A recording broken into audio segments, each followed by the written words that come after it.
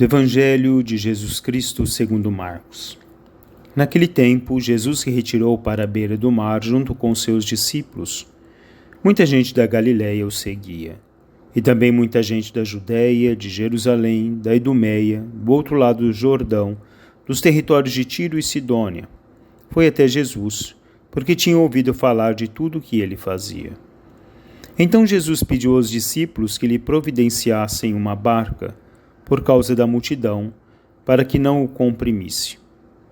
Com efeito, Jesus tinha curado muitas pessoas, e todos os que sofriam de algum mal jogavam-se sobre ele para tocá-lo. Vendo Jesus, os espíritos maus caíam a seus pés gritando: Tu és o Filho de Deus. Mas Jesus ordenava severamente para não dizerem quem ele era. Meus caros irmãos e irmãs, um bom dia a todos. Hoje, 18 de janeiro, quinta-feira, na segunda semana do tempo comum. São Gregório Magno escrevia: a Bíblia é um espelho que reflete a nossa mente. Nela vemos nossa face interior. Das Escrituras aprendemos nossas belezas e deformidades espirituais. E ali também descobrimos o progresso que estamos fazendo e quão longe estamos da perfeição. A palavra de Deus hoje nos faz refletir sobre dois pontos. Na primeira leitura, o livro do profeta Samuel, ali nós vemos após a vitória de Davi sobre os filisteus, sobre o gigante filisteu, a inveja que toma conta de Saul diante do povo de Israel. Na vida, muitas vezes, algo que pode nos tomar conta é a inveja. A inveja é quando nós temos ou trazemos em nosso coração a dureza, o olhar que nós podemos ter com os nossos irmãos com relação ao seu sucesso, a alegria que podemos ter com relação ao sucesso dos nossos irmãos. E aí nós nos colocamos com inveja. Se olharmos Caim e Abel, Caim mata Abel por inveja, pelas suas ofertas feitas a Deus, ou suas oferendas que foram feitas a Deus. E muitas vezes nós deixamos com que a inveja tome conta do nosso coração, seja uma ira dentro do coração na nossa vida. E assim nós não olhamos o nosso irmão com a felicidade pelas realizações da sua vida, mas nós deixamos com que a inveja tome conta do nosso coração.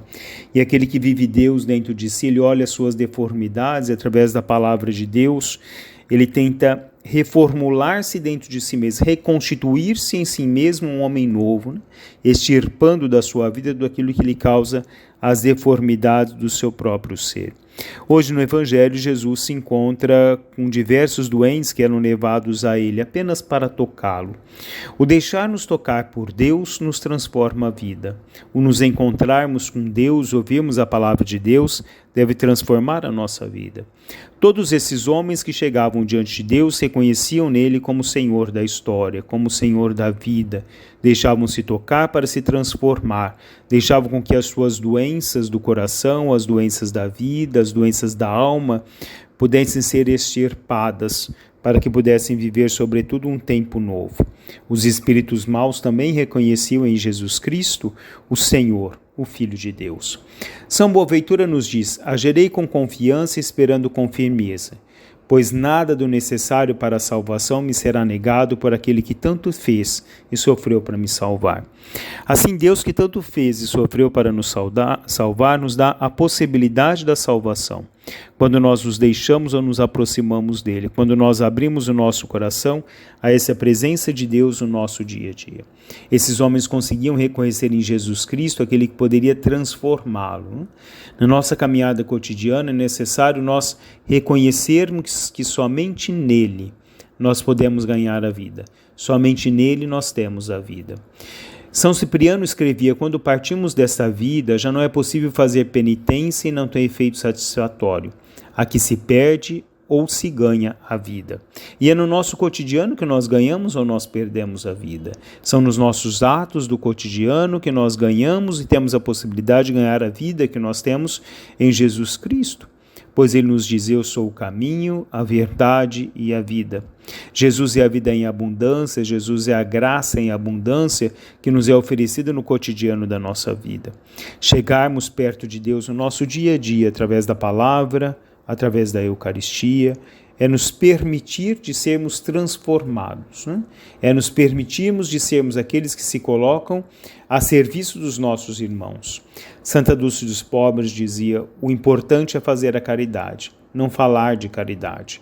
Compreender o trabalho em favor dos necessitados como missão escolhida por Deus. E assim, quando nós reconhecemos Deus na nossa vida, nós nos colocamos sempre, sobretudo, a sermos serviçais de Deus. Esse Deus que nos toca, nos transforma. Quando Deus toca na sogra de Pedro, que sofria ali das suas enfermidades, estava com febre, aquela mulher se levanta e começa a servir.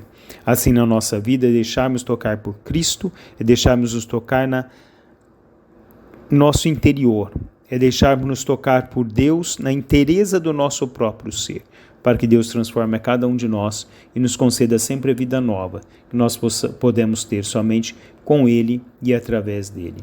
Santa Teresa d'Ávila dizia: vivo sem viver em mim, e de tal maneira espero que morro porque não morro, vivo no Senhor.